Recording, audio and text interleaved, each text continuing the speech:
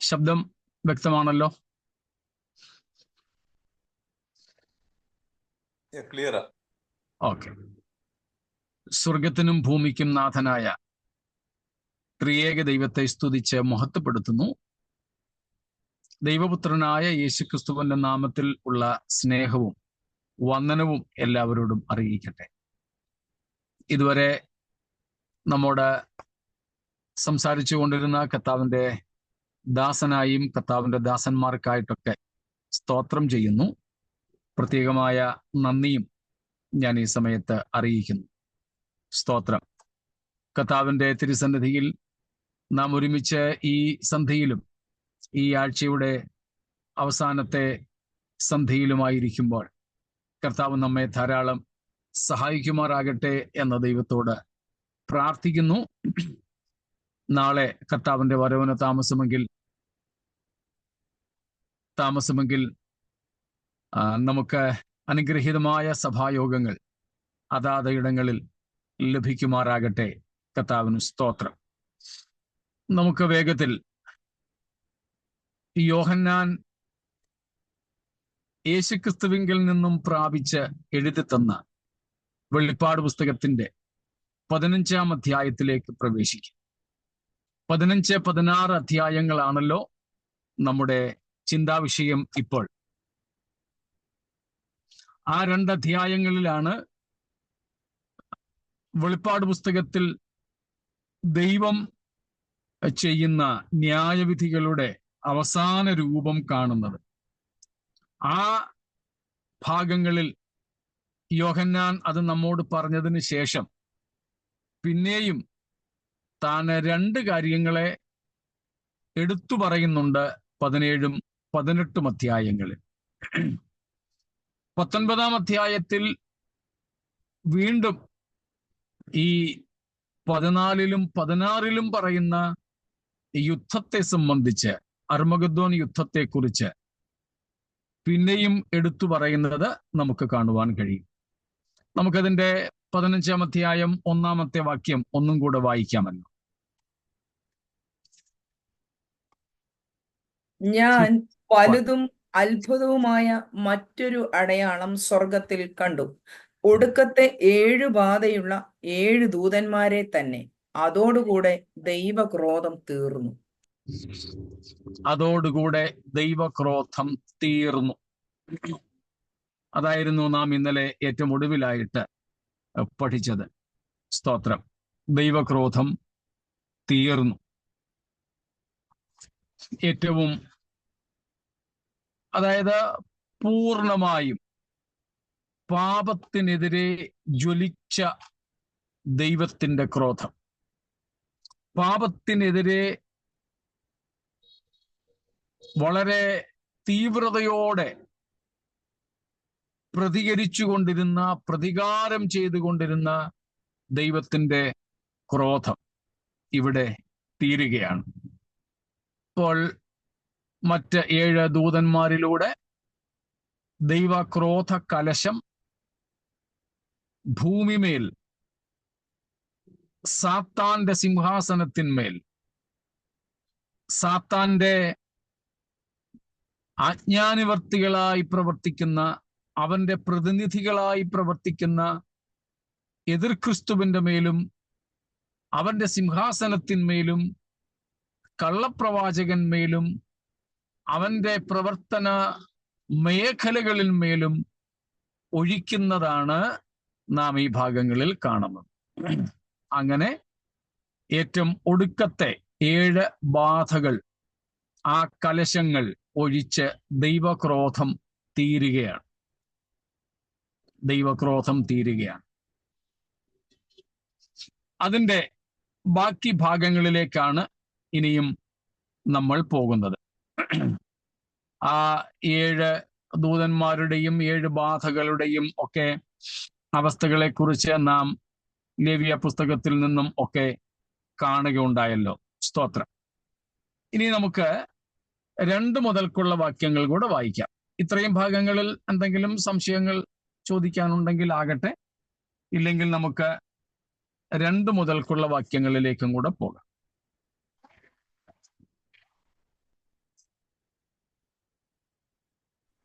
ശരി, ഒന്നുമില്ല എങ്കിൽ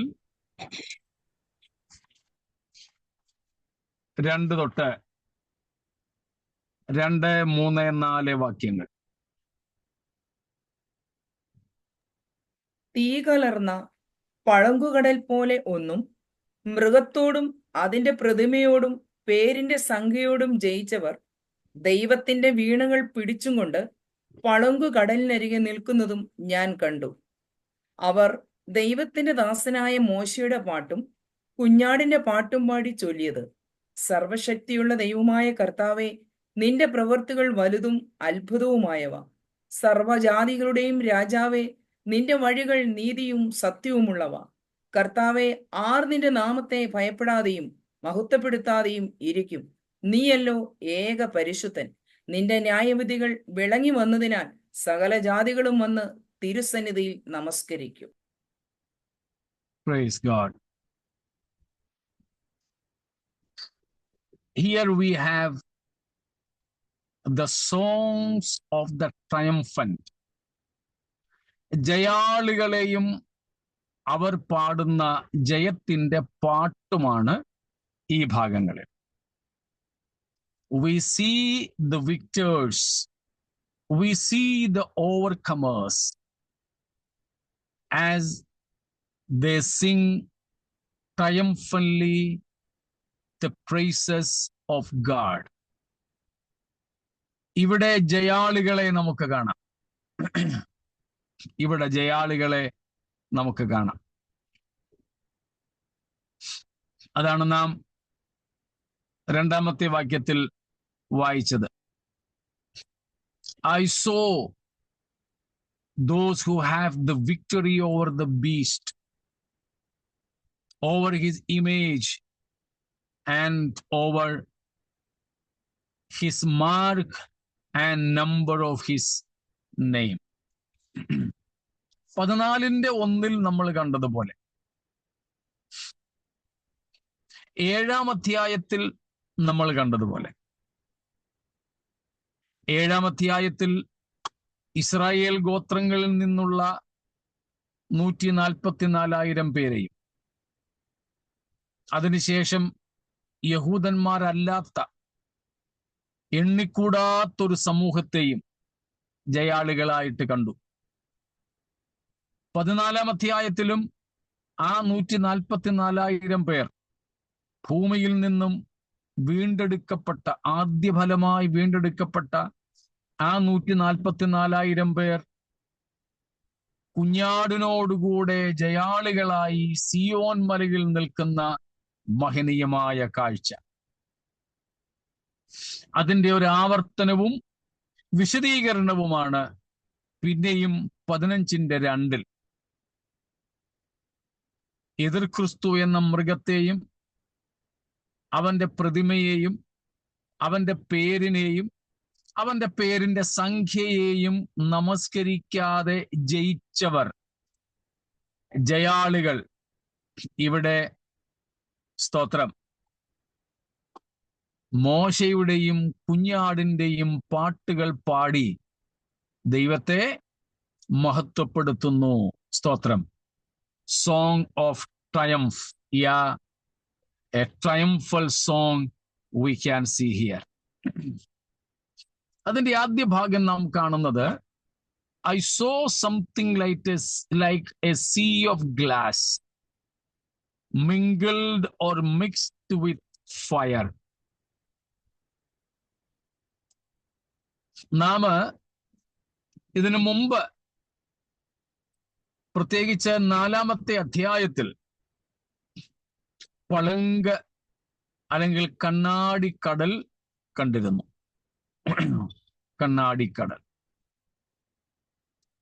ആ കണ്ണാടിക്കടൽ ദൈവത്തിന്റെ പരിശുദ്ധിയെ കുറിക്കുന്നതായി നമുക്ക് മനസ്സിലാക്കുവാൻ സാധിക്കും. ഇവിടെ ദൈവത്തിന്റെ പരിശുദ്ധിയും ദൈവത്തിന്റെ മഹത്വവുമാണ് റിഫ്ലക്റ്റ് ചെയ്യുന്നത്, പ്രതിഫലിക്കുന്നത്. അപ്പോൾ ഈ കണ്ണാടിക്കടൽ എന്ന് അവിടെ കാണുന്ന പ്രയോഗം അത് ദൈവത്തിന്റെ വചനം, പരിശുദ്ധി, ദൈവത്തിന്റെ മഹത്വം എന്നിവയുടെ പ്രതീകങ്ങളായി നിൽക്കുകയാണ്. ദൈവവചനത്തെ കണ്ണാടിയോട് ഉപമിക്കുന്നത് കൊണ്ടാണ്, ദർപ്പണത്തോട് ഉപമിക്കുന്നത് കൊണ്ടാണ് അത് വചനത്തോട് ഉപമിക്കപ്പെട്ടിരിക്കുന്നത്. അത് സ്ഫടികത്തിനൊത്ത വളരെ സുതാര്യമായ കണ്ണാടിക്കടൽ, പളുങ്കിനൊത്തതെന്ന്, ക്രിസ്റ്റൽ ക്ലിയർ എന്ന് നാം ഇതിനു മുമ്പ് പഠിച്ചിട്ടുള്ളത് കൊണ്ടാണ് അതിനെ ദൈവത്തിന്റെ ഹോളിനെസ്, പരിശുദ്ധി എന്ന് നമ്മൾ വിളിക്കുന്നത്. അതുകൂടാതെ ഇറ്റ്സ് റിഫ്ലക്റ്റീവ്, ഇത് പ്രതിഫലിക്കുന്നതാണ്. അതുകൊണ്ട് നാം അവിടെ ദൈവത്തിന്റെ മഹത്വത്തെ കാണുന്നു. അപ്പോൾ പ്രത്യേകിച്ച് ദൈവീക വിശുദ്ധിയുടെയും ദൈവിക മഹത്വത്തിന്റെയും പ്രതീകങ്ങളായി ഈ കണ്ണാടിക്കടലിനെ നമ്മൾ നേരത്തെയും കണ്ടു, വിശേഷിച്ച് 4-ാമത്തെ അധ്യായത്തിൽ. എന്നിട്ട് ഇവിടെ നാം അതിനോടൊരു കൂട്ടിച്ചേർപ്പ് കാണുന്നത് എന്താ? തീ കലർന്ന, മിങ്കിൾഡ് വിത്ത് ഫയർ, തീ കലർന്ന. ആ തീയ് ഇവിടെ ന്യായവിധിയുടെ ഒരു പ്രതീകമാണ്. ഇപ്പോൾ ഇവിടെ ന്യായവിധി കഴിഞ്ഞിട്ട് ഉള്ള സമയമായതുകൊണ്ട് നമുക്കിവിടെ ദൈവീക പരിശുദ്ധി നിമിത്തം പാപത്തോടുള്ള ദൈവത്തിന്റെ വെറുപ്പും പാപത്തിനെതിരായ ദൈവത്തിന്റെ ന്യായവിധിയെയും കൂടെ ചേർത്തുകൊണ്ടാണ് ഇവിടെ കാണുന്നത്. പ്രവചന വ്യാഖ്യാന ലോകത്തെ വളരെ പ്രശസ്തനായിട്ടുള്ള വാൽവൂഡ് പറഞ്ഞിരിക്കുന്ന ഒരു പ്രസ്താവന ഇങ്ങനെയാണ്: the sea is designed to reflect the glory of God. ഇവിടുത്തെ കണ്ണാടിക്കടൽ ദൈവമഹത്വത്തെ പ്രതിഫലിപ്പിക്കുന്നതിന് വേണ്ടിയുള്ളതാണ്. In chapter 4, its description, like unto crystal, speaks of the holiness of God. 4-ാം അധ്യായത്തിൽ കണ്ണാടിക്കടൽ, കണ്ണാടി, ക്രിസ്റ്റൽ എന്നുള്ളതിന് പളുങ്കിനൊത്തതെന്ന് പറഞ്ഞിരിക്കുന്നത് ദൈവത്തിന്റെ പരിശുദ്ധിയെ കാണിക്കുന്നു. Here the sea mingled with fire speaks of divine judgment proceeding from God's holiness. ഇവിടെ ആ കണ്ണാടിക്കടലിനെ തീ കലർന്നതായി കാണുന്നതിന്റെ അർത്ഥം ദൈവത്തിന്റെ വിശുദ്ധി നിമിത്തം പാപത്തിനെതിരെ കത്തിജ്വലിച്ച ദൈവത്തിന്റെ ക്രോധത്തെയും ന്യായവിധിയെയും ചിത്രീകരിക്കുകയാണ്. സ്തോത്രം, ചിത്രീകരിക്കുകയാണ്. അതുപോലെ തന്നെ നമുക്ക് 1-ാമത്തെ വാക്യത്തെ ഇന്നലെ നമ്മൾ ലേവ്യ പുസ്തകവുമായിട്ട് ചേർത്ത് വെച്ച് പഠിച്ചിരുന്നല്ലോ. ലേവ്യ പുസ്തകത്തിൽ 26-ന്റെ 21-ൽ ദൈവം ഇസ്രായേൽ മക്കളോട് പറയുന്ന ഒരു താക്കീത്, ഒരു മുന്നറിയിപ്പ്: നിങ്ങൾ ദൈവത്തിന്റെ വചനം, ദൈവം അവർക്ക് നൽകിയ പ്രമാണം അനുസരിച്ച് നടന്നില്ലെങ്കിൽ 7 മടങ്ങായി ന്യായവിധി അവരുടെ മേൽ വരുത്തും എന്ന് പറഞ്ഞു. എന്നതുപോലെ നമുക്കിവിടെ ഈ 2-ാമത്തെ വാക്യത്തിൽ കണ്ണാടിക്കടലും തീ കലർന്ന പളുങ്ക് നദി ഈ കണ്ണാടിക്കടലുമായി ബന്ധപ്പെട്ട് മനസ്സിലാക്കുവാൻ സാധിക്കുന്നത്, ചില വേദ പഠിതാക്കൾ പറയുന്നത് പുറപ്പാട് പുസ്തകവുമായിട്ട് ഇതിന് ബന്ധമുണ്ടെന്നാണ്. പുറപ്പാട് പുസ്തകവുമായിട്ട് എങ്ങനെയെന്നാൽ, പുറപ്പാട് പുസ്തകത്തിൽ നമ്മൾ ഇസ്രായേലിന്റെ വിമോചനവും അല്ലെങ്കിൽ പുറപ്പാടുമായി ബന്ധപ്പെട്ട് റെഡ് സീ, ചെങ്കടലിനെ കാണുന്നുണ്ട്. ആ ചെങ്കടൽ, ഒരു വ്യാഖ്യാനം പറയുന്നതേ ഉള്ളൂ, ഒരു ചെങ്കടൽ അത് ഇസ്രായേലിന്റെ വീണ്ടെടുപ്പുമായി ഇസ്രായേലിന്റെ പൂർണ്ണമായ പുറപ്പാട് അഥവാ വീണ്ടെടുപ്പുമായി ബന്ധപ്പെട്ട ഒരു വസ്തുതയാണ്. അതുപോലെ അതിനുശേഷം ഇസ്രായേൽ മക്കൾ മോശയോടുകൂടെ മേഘത്തിൻ കീഴ് ആയിരുന്നതും ഒക്കെ നാം കാണുന്നുണ്ട്. പുറപ്പാടിൽ പാപം ചെയ്ത, ദൈവത്തോട് മത്സരികളായി, ഹൃദയത്തെ കഠിനപ്പെടുത്തി ദൈവത്തോട് മറുതലിച്ചു നിന്ന ഫറവോനെയും മിസ്രയീമ്യരെയും ദൈവം തന്റെ ക്രോധത്തിൽ കൊന്നുകളഞ്ഞതും, തന്റെ ക്രോധത്തിൽ അവരോട് ഇസ്രായേലിന് വേണ്ടി പ്രതികാരം ചെയ്തതും, ഇസ്രായേലിനെ പൂർണ്ണമായി വിമോചിപ്പിച്ചതുമൊക്കെ നാം കാണുന്നുണ്ട്. അതുപോലെ ഇവിടെ ഈ രക്തം കലർന്ന അല്ലെങ്കിൽ തീ കലർന്ന, ചുമന്ന എന്നർത്ഥമാണ്, തീ കലർന്നതിന്റെ നിറത്തെയാണ് കാണിക്കുന്നത്. ആ തീ കലർന്ന കണ്ണാടിക്കടൽ എന്നതുകൊണ്ട് ഇവിടെ ആ നിലയിൽ നമുക്കൊരർത്ഥം മനസ്സിലാക്കുവാനായിട്ട് സാധിക്കും. എന്തെന്നാൽ മിസ്രയീമിൽ നിന്ന് ഇസ്രായേലിന്റെ സമ്പൂർണമായ വിമോചനം മിസ്രയീമ്യരെ ശിക്ഷിച്ചുകൊണ്ട് ദൈവം നടത്തി. അതുപോലെ ദൈവത്തിന്റെ ജനത്തെ ഏറെ പീഡിപ്പിച്ച, ദൈവജനത്തെ ഏറെ വേദനിപ്പിച്ച എതിർ ക്രിസ്തുവും അവന്റെ കൂട്ടാളികളും, അവരുടെ മേൽ ദൈവം തന്റെ ക്രോധത്തിൽ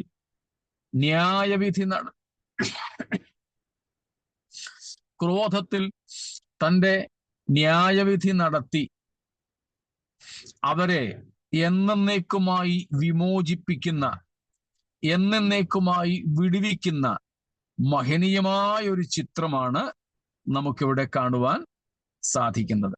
സ്തോത്രം. ഇവിടെ ജയാളികൾ എന്ന് പറഞ്ഞിരിക്കുന്നു. അവരെ ജയാളികൾ എന്നാണ് വിളിക്കുന്നത്. എന്താണ് അവിടുത്തെ ജയം? നമുക്കവിടെ കാണാം, എതിർ ക്രിസ്തുവിനെയും അവന്റെ ബിംബത്തെയും നമസ്കരിച്ചില്ല. അവന്റെ പേരോ അവന്റെ പേരിന്റെ സംഖ്യയോ ആയ മുദ്ര അവർ സ്വീകരിച്ചില്ല. മരണം കൊണ്ട് അവർക്ക് തീർപ്പ് കൽപ്പിക്കേണ്ടി വന്നിട്ടും അവർ എതിർ ക്രിസ്തുവിനെ നമസ്കരിക്കാതെ സത്യദൈവത്തോടുള്ള വിശ്വസ്തത പുലർത്തി നിന്നു എന്നുള്ളതാണ് അവരുടെ വിജയം. Keeping themselves faithful to God until the last breath. തങ്ങളെ തന്നെ ദൈവത്തിന് വിശ്വസ്തരായി അന്ത്യശ്വാസം വരെയും നിലനിർത്തി അല്ലെങ്കിൽ നിലനിന്നു എന്നുള്ളതാണ് അവരുടെ വിജയം. Being faithful to God without any compromise, even at the point of martyrdom.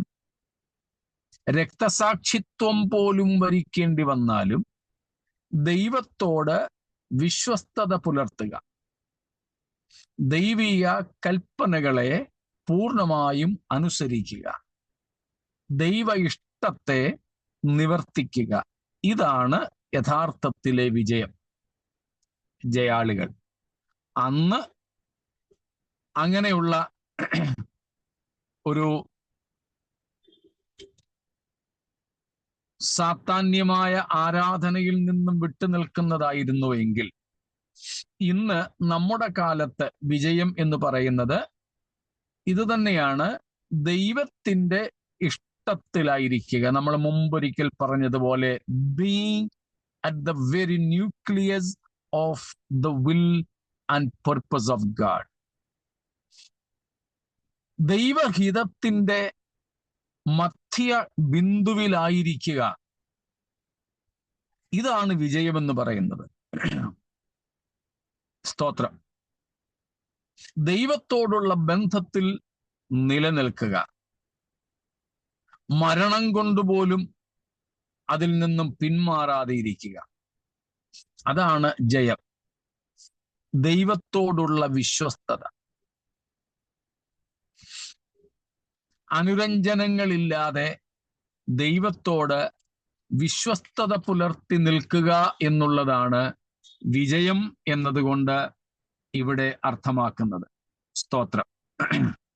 So here we have the song of the triumphant, the song of the triumphant. സ്തോത്രം. അപ്പൊ ജയാളികൾ ആരാണെന്ന് നമ്മൾ കണ്ടു. നമുക്കും ജയാളികളാകണമെങ്കിൽ ദൈവവചനത്തോടും ദൈവത്തോടും വിശ്വസ്തത പുലർത്തുകയാണ് വേണ്ടത്. സ്തോത്രം. അനുസരണമുള്ളവരായിരിക്കുക, ദൈവത്തെ പ്രസാദിപ്പിക്കുന്നവരായിരിക്കുക. Pleasing God. God should be well pleased in us. Should be faithful. ദൈവത്തോട് വിശ്വസ്തരായിരിക്കുക, അനുസരണമുള്ളവരായിരിക്കുക. സ്തോത്രം. ദൈവവചനത്തോട് അനുസരണം പുലർത്തുക. നമ്മള് നേരത്തെയൊക്കെ കണ്ടല്ലോ, ദൈവത്തിന്റെ വചനം അനുസരിച്ചവരും യേശുക്രിസ്തുവിന്റെ സാക്ഷ്യം നിലനിർത്തിയവരുമായവർ. ഇവിടെ എല്ലാം ജയാളികൾ എന്നതുകൊണ്ട് ഇതാണ് അർത്ഥമാക്കുന്നത്. അന്നും അതായിരിക്കും, ഇന്നും ഇത് തന്നെ. ഇന്ന് എതിർ ക്രിസ്തുവിന്റെ പേരും ബിംബവും സംഖ്യവും മുദ്രയും ഒന്നും ഇല്ല എന്ന് മാത്രമേ ഉള്ളൂ. അന്ന് അതൊക്കെ കാണും. ഇന്നത്തേക്കാൾ കുറെ കൂടെ കഠിനതരമായിരിക്കും അന്ന് ദൈവത്തിനായിട്ട് നിലനിൽക്കുക എന്ന വ്യത്യാസം മാത്രമേ ഉള്ളൂ. അല്ലാതെ നാമും ജയാളികളാകണമെങ്കിൽ ദൈവഹിതം നിവർത്തിക്കുന്നവരായി തീരുക. സ്തോത്രം. ഇനിയും അടുത്തതായി നാം കാണുന്നത്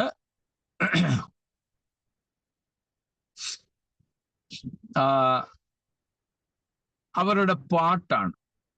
അവര് ജയം വരിച്ചത് മൃഗത്തിന്റെ മേലാണ്. അവർ ജീവിച്ചിരുന്നു എന്ന് നിർബന്ധമില്ല. മഹാപീഡനകാലം മുഴുവനും അവര് ജീവനോടിരുന്ന് താണ്ടി എന്ന് നിർബന്ധമില്ല.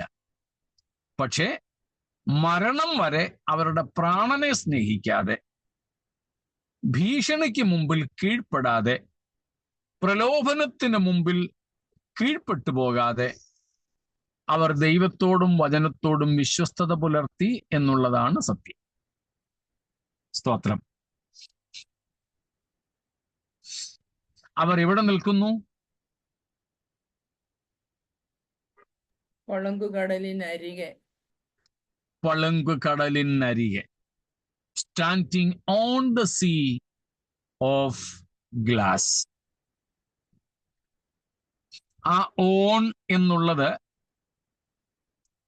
ഗ്രീക്കിലെ എപ്പി, EPI, എപ്പി എന്നൊരു പദമാണ്. ആ പദത്തിന് ഓൺ, ബിസൈഡ്, ഓവർ എന്നൊക്കെ അർത്ഥമുണ്ട്. പളുങ്ക് കടൽ, അരികെ, അടുത്ത്, അതിന്റെ മേൽ എന്നൊക്കെ അതിനർത്ഥമുണ്ട്. ഹിന്ദി 5ാം ക്ലാസ് മുതൽ സ്കൂളിൽ പഠിച്ചപ്പം പറഞ്ഞിട്ടുണ്ട്, മേം അർത്ഥം ഇൽ, കൊണ്ട് എന്നൊക്കെ ഇങ്ങനെ പഠിച്ചിട്ടുള്ളത് പോലെ ഈ എപ്പി എന്നതിന്റെ അർത്ഥവും അതുപോലെ തന്നെയാണ്. അതുകൊണ്ട് കടലിനരികിലെന്നോ കടലിന്മേലെന്നോ ഒക്കെ അർത്ഥം വരാം. ഇവിടെ കടലിനരികെ എന്നുള്ളതാണ് കൂടുതൽ നമുക്ക് മനസ്സിലാക്കാൻ പറ്റുന്നത്. അതിന്റെ അർത്ഥം നമ്മൾ നേരത്തെ കണ്ടിരുന്നല്ലോ. ദൈവവചനം, ദൈവമഹത്വം, ദൈവിക വിശുദ്ധി. നിറം, അത് ദൈവത്തിന്റെ ന്യായവിധിയെയും കുറിക്കുന്നതാണ്. സ്തോത്രം. ഇപ്പോ ദൈവ വചനം പുതിയ നിയമത്തിൽ വിശേഷിച്ച് വെള്ളം പ്രതിനിധാനം ചെയ്യുന്നത് ദൈവവചനത്തെയാണ്. വെള്ളത്താലും ആത്മാവിനാലും ജനിക്കുക എന്ന് യോഹന്നാൻ 3-ാം അധ്യായത്തിൽ പറഞ്ഞിരിക്കുന്നത് നമ്മൾ പെന്തക്കോസ്തുകാർ പൊതുവെ അവിടുത്തെ വെള്ളത്തെ സ്നാനമായിട്ടാണ് പറയാറ്. സത്യത്തിൽ അവിടുത്തെ വെള്ളം സ്നാനത്തെക്കുറിച്ചല്ല ഉദ്ദേശിക്കുന്നത്. വെള്ളം ദൈവവചനത്തെയാണ് ഉദ്ദേശിക്കുന്നത്. എഫേസ്യ ലേഖനത്തിലും 5-ാം അധ്യായത്തിൽ നമ്മൾ കാണുന്നുണ്ടല്ലോ, അവൻ അവളെ വചനത്തോടുകൂടിയ ജലസ്നാനത്താൽ. എഫേസ്യർ 5-ന്റെ 8-ാമത്തെ വാക്യവും കൂടെ ഒന്ന് വായിച്ചോളൂ. 5-ന്റെ 26, 5-ന്റെ 26, 5:26 എഫേഷ്യൻസ്. അവൻ അവളെ വചനത്തോടു കൂടിയ ജലസ്നാനത്താൽ വെടിപ്പാക്കി വിശുദ്ധീകരിക്കേണ്ടതിന്. കണ്ടോ? അവിടെയും നമ്മൾ പലപ്പോഴും പെന്തക്കോസ്തുകാർ പലപ്പോഴും അവിടെയും ആ വചനത്തോടുകൂടിയ ജലസ്നാനത്താൽ എന്നുള്ളത് സ്നാനത്തിന് വേണ്ടിയാണ് എടുക്കാറ്. പക്ഷെ അവിടെ കൂടുതൽ ശരിയാവുന്നത് ദൈവവചനം എന്ന അർത്ഥമാണ്. അപ്പോ യോഹന്നാൻ 3-ാം അധ്യായത്തിൽ നിക്കോദീമോസിനോട് കർത്താവ് സംസാരിക്കുമ്പോൾ വെള്ളത്താലും ആത്മാവിനാലും ജനിക്കുക. അപ്പൊ സ്നാനമാണെങ്കിൽ സ്നാനം കൊണ്ട് വീണ്ടും ജനനം നടക്കുന്നുണ്ടോ? ഇല്ല. സ്നാനം, ജലസ്നാനം വീണ്ടും ജനനത്തിനുള്ള മുഖാന്തരമാണോ? വീണ്ടും ജനിച്ചവരാണ് സ്നാനപ്പെടുന്നത്. അപ്പൊ സ്നാനം കൊണ്ട് വീണ്ടും ജനനം നടക്കുന്നില്ല. 2 എഫേസ്യ ലേഖനം 5-ന്റെ 26 നമ്മളിപ്പം വായിച്ചതുപോലെ വചനത്തോടുകൂടിയ ജലസ്നാനത്താൽ വെടിപ്പാക്കി. സ്നാനം കൊണ്ട് ശുദ്ധീകരണം നടക്കുന്നുണ്ടോ? ഇല്ല. അപ്പം യോഹന്നാൻ 3-ൽ പറയുന്നത് പോലെ വെള്ളത്താൽ വീണ്ടും ജനനവും സാധ്യമല്ല. എഫേസ്യർ 5-ൽ പറയുന്നത് പോലെ സ്നാനത്താൽ അല്ലെ സ്നാനജലത്താൽ വിശുദ്ധീകരണവും സാധ്യമല്ല. അതുകൊണ്ട് അവിടെ പറയുന്ന വെള്ളം സ്നാനത്തെ അല്ല കുറിക്കുന്നത്, പകരം ദൈവവചനത്തെയാണ്. അതുകൊണ്ടാണ് ഈ പളുങ്ക നദി അല്ലെങ്കിൽ കണ്ണാടിക്കടലിനെ ദൈവവചനത്തോട് ഉപമിച്ച് മനസ്സിലാക്കുന്നത്.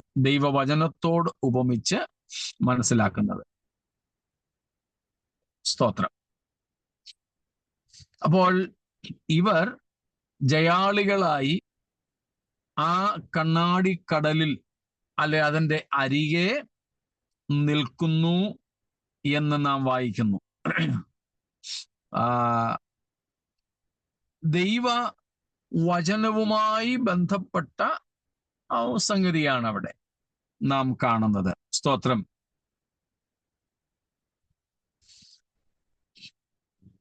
അവർ ദൈവവചനത്തിൽ നിലനിന്നവരാണ് എന്നൊരർത്ഥത്തിൽ നമുക്കത് മനസ്സിലാക്കാം. ഈ വിശുദ്ധന്മാർ, ഈ ജയാളികൾ തിരുവചനത്തിൽ നിലനിന്നവരാണെന്ന് മനസ്സിലാക്കാം.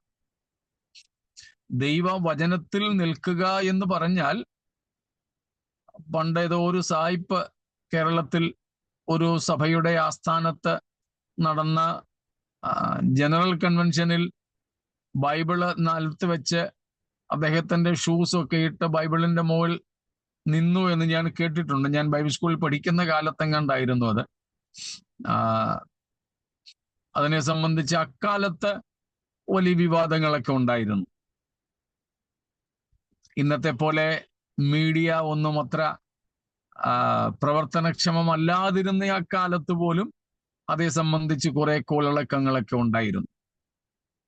അതല്ല ഇവിടുത്തെ അർത്ഥം. ഇവിടെ ദൈവവചനത്തിൽ നിലനിൽക്കുക അർത്ഥം നമുക്കറിയാമല്ലോ, വചനം അനുസരിക്കുക എന്ന് തന്നെ. ഏതായാലും ഈ ജയാളികളായ കൂട്ടരെ പളുങ്ക് അല്ലെങ്കിൽ കണ്ണാടിക്കടലിന്റെ അരികിൽ, എപ്പി എന്ന വാക്ക് ഗ്രീക്ക് വാക്ക് ഉപയോഗിച്ചാൽ ആ കണ്ണാടിക്കടലിന്മേൽ നിൽക്കുന്നതായി കാണുന്നെങ്കിൽ അതിനെ നമുക്കിങ്ങനെ വ്യാഖ്യാനിക്കുന്നതിൽ തെറ്റില്ല, മനസ്സിലാക്കുന്നതിൽ തെറ്റില്ല. അവർ ദൈവവചനത്തിൽ നിലനിന്നവരാണെന്ന്. പുതിയ നിയമത്തിൽ നമ്മൾ വായിക്കുന്നുണ്ടല്ലോ, ദൈവവചനത്തിൽ നിലനിൽക്കണം എന്ന് പ്രബോധിപ്പിച്ചതിനെ കുറിച്ച്. സഭയോടുമുള്ള ഉപദേശം അത് തന്നെയാണ്.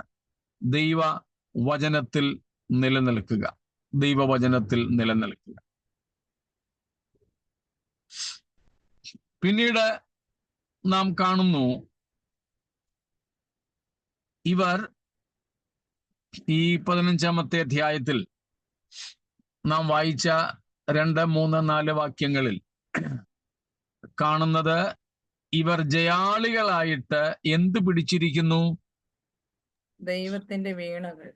ദൈവത്തിന്റെ വീണകൾ പിടിച്ചിരിക്കുന്നു. അതും അവരുടെ ജയത്തിനുള്ള ഒരു പ്രതിഫലമായി ദൈവം നൽകിയിരിക്കുകയാണ്.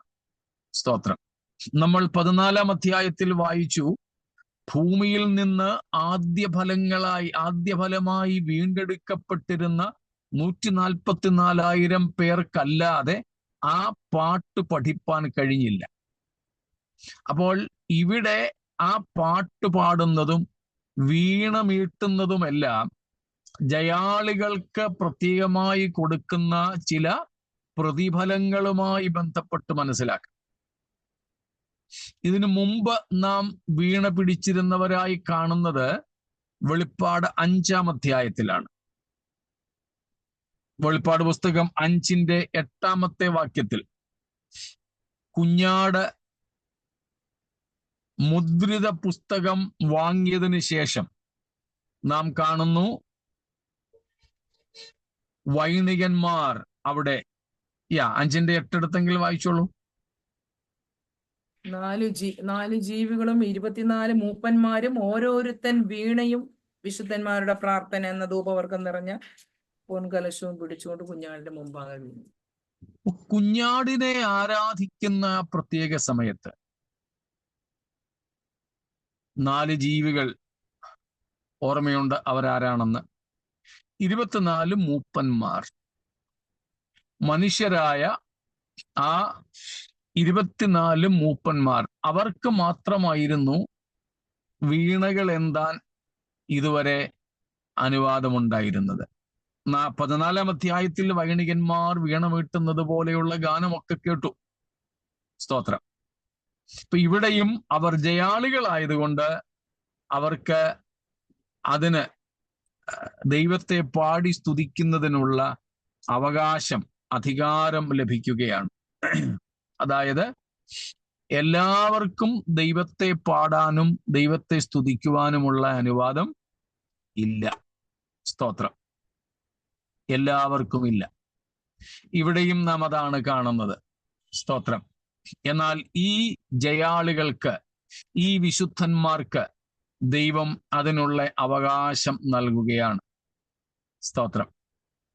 എല്ലാവർക്കും പ്രസംഗിക്കാൻ, ദൈവത്തിന്റെ നാമമെടുക്കാൻ, കർത്താവിനെ സ്തുതിക്കുവാൻ, കർത്താവിനെ മഹത്വപ്പെടുത്തുവാൻ ഒന്നുമുള്ള അനുവാദമില്ല. നമുക്കതറിയാം. സ്തോത്രം.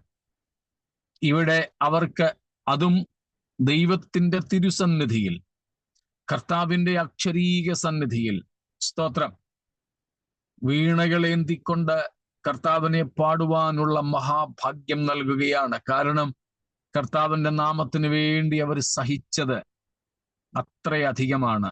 സ്തോത്രം. നമ്മൾ 14-ൽ വായിച്ചു, ഇന്നു മുതൽ കർത്താവിൽ മരിക്കുന്ന മൃതന്മാർ ഭാഗ്യവാന്മാർ. ആ ഭാഗ്യകരമായ, ആ ഏറെ സന്തോഷപ്രദമായ അനുഭവത്തിന്റെ ഒരു ഭാഗമാണിത്. കർത്താവിന്റെ സന്നിധിയിൽ അവനെ പാടി മഹത്വപ്പെടുത്തുക എന്നുള്ളത്. സ്തോത്രം. ഈ ഭൂമിയിൽ തന്നെ ഉണ്ടല്ലോ ചിലരോടൊത്ത് വേദി പങ്കിടാൻ കഴിയുന്നത് വലിയ ഭാഗ്യമായി കാണുന്നവർ. നമ്മുടെയൊക്കെ ഇടയിൽ അങ്ങനെ അങ്ങ് പറയാറുണ്ട്, ഇന്ന ദൈവദാസനോടൊപ്പം ഇന്നെനിക്ക് വേദി പങ്കിടാൻ കഴിഞ്ഞതിൽ ഞാൻ സന്തുഷ്ടനാണെന്നൊക്കെ പറയുന്ന വെറും ഭംഗിവാക്കുകളുണ്ട്, ഞാൻ അതല്ല ഉദ്ദേശിച്ചത്. അതല്ലാതെ വളരെ പ്രാധാന്യത്തോടുകൂടെ തന്നെ ഇപ്പം പാട്ടിന്റെ കാര്യം എടുത്താൽ ഒരു പ്രാവശ്യം എനിക്ക് ഓർമ്മയുണ്ട്, ഏതോ ഒരു കല്യാണത്തിന് നാട്ടിൽ ഞാൻ സംബന്ധിക്കുമ്പോൾ ശ്രീ യേശുദാസ്, നമ്മുടെ കേരളത്തിന്റെ ഗാനഗന്ധർവൻ ശ്രീ യേശുദാസ് അവിടെ വന്നു. അവിടെ വന്നിട്ട് അദ്ദേഹം ഒരു പാട്ട് പാടി. ആരുടെയോ അദ്ദേഹം കല്യാണത്തിന് വരത്തക്കതുപോലെ എന്തോ അടുപ്പമുണ്ടായിരുന്ന ഏതോ ഒരു കല്യാണം, ഏതാണെന്ന് ഞാൻ ഓർക്കുന്നില്ല. അപ്പം അദ്ദേഹം വന്നു, ഒരു പാട്ട് പാടി. അപ്പൊ പാട്ട് പാടിയപ്പോൾ അദ്ദേഹം ടീമിനെ കൊണ്ടൊന്നും അല്ല വന്നത്. അവിടെ അന്നേരം ആ കൊയറിന് പാട്ട് പാടിക്കൊണ്ടിരുന്ന, അവർക്ക് വേണ്ടി ഈ ഇൻസ്ട്രുമെന്റ്സ്, ഉപകരണങ്ങൾ വായിച്ച അവര് തന്നെയാണ് അദ്ദേഹത്തിന് വേണ്ടിയും വായിച്ചത്. പക്ഷേ ഗാനഗന്ധർവൻ ശ്രീ യേശുദാസ് പാടിയപ്പോൾ അദ്ദേഹത്തിന് ബാക്ക്ഗ്രൗണ്ട് മ്യൂസിക് പ്ലേ ചെയ്തവർ അത് ഭയങ്കര പദവിയായിട്ട് കാണും.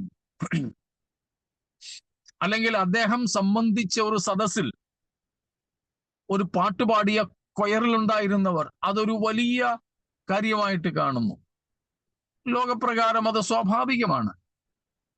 ആ നിലയിലെടുത്താൽ സാക്ഷാൽ ദൈവത്തിന്റെ മുമ്പിൽ വീണകൾ പിടിച്ചുകൊണ്ട് അവനെ പാടി മഹത്വപ്പെടുത്തുവാൻ ഈ വസ്ത്രം പോലുമില്ലാതെ നഗ്നരായിപ്പോലും ഭൂമിയിൽ അലഞ്ഞുഴന്ന ഈ പ്രിയപ്പെട്ടവർക്ക് സാധിക്കുക എന്ന് പറയുന്നത് എന്തൊരു അനുഗ്രഹമാണ്. സ്തോത്രം. എന്റെ പിതാവ് അവരെ മാനിക്കുമെന്ന് യേശു കർത്താവ് യോഹന്നാൻ 12:26 പറഞ്ഞത്. സ്തോത്രം.